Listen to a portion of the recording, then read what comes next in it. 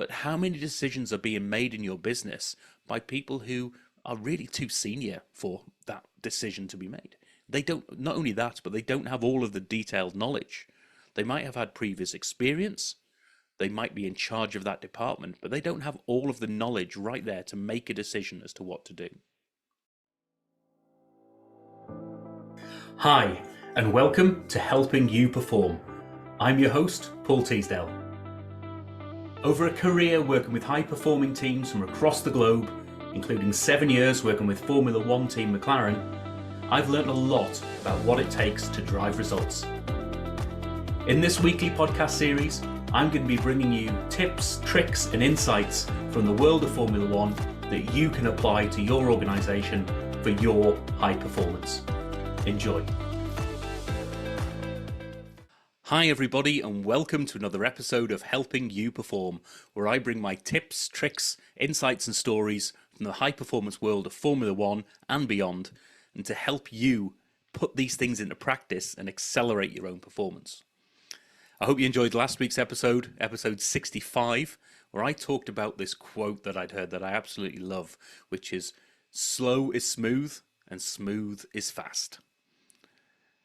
So I challenged you, and I hope I'll hear some more of your examples. So I heard some brilliant ones in terms of how you've actually applied this for yourself and what it means in your world. So if you've got any more, please do get in touch. But this week, I'm going to continue on that theme of the little quotes and phrases that I've heard throughout my time that really start to encapsulate high performance in that world. Now, one of them, which I've talked about on a number of occasions really, is this phrase of decisions at the point of most knowledge. Now, when I first heard this again just really struck home, because all too often, when decisions are being made in business, they're being made with a level of hierarchy to consider. They are being made at a slow pace. They're not being made in the best place possible or by the right people, as I see them. But I never could encapsulate, how do you bring that all back into one single piece? And I think this is absolutely critical. Decisions at the point of most knowledge. So who makes the decisions? The people who have the most knowledge for that situation. Now, this story, and I've told it before on the podcast, but I'm going to tell it again, why not? Comes from just before a race. So the race team's about to start the race, and one of the cars is sitting on the pit lane, and it's not going. And you don't have to be an expert to know that if your car isn't going, then it can't start the race. And if you can't start, you can't win. So therefore, you've got to do everything in your power to get that car going. Now, at the time, there's a sort of young engineer underneath the car with his wrenches and his tools, trying to figure out what to do. And in the pit lane was one of our senior operational leaders with a senior client partner, standing there watching. And the client partner's like, "Why aren't you getting involved? Why aren't you shouting and getting in amongst it and doing everything? I know you're a great engineer in your own right. You probably know what to do in that circumstance."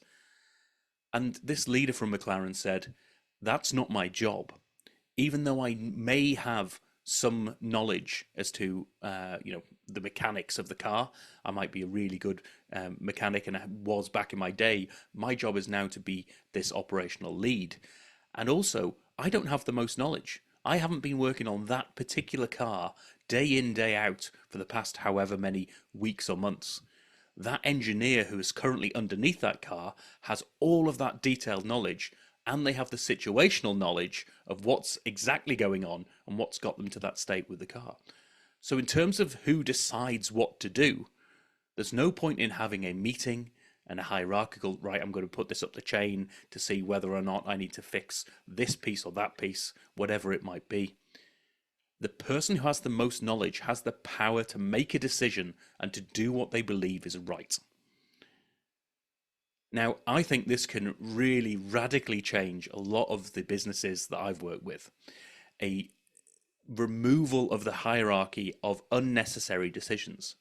Now, some decisions may require that deeper level of knowledge and the sort of broader level of knowledge that an executive team or a senior leadership team might have. but how many decisions are being made in your business by people who are really too senior for that decision to be made?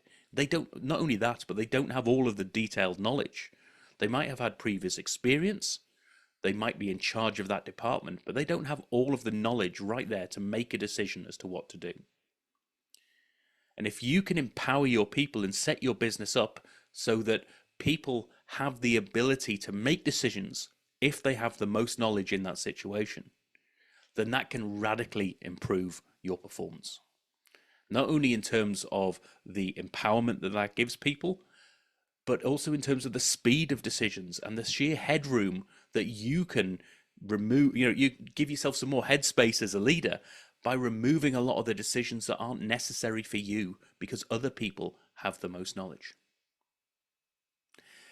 So as always, I'd love to hear how you're putting these things into practice. What does decisions at the point of most knowledge mean to you and your business?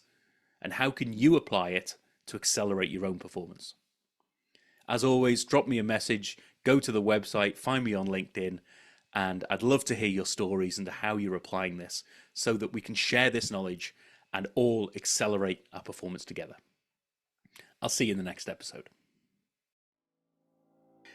Thank you for listening to this episode of the Helping You Perform podcast. If you found value in this episode, please take a moment to like, share, or review the podcast. You can reach out to me at any time, either through LinkedIn or through my website at www.paulteasdale.co.uk. I look forward to speaking to you in the next episode.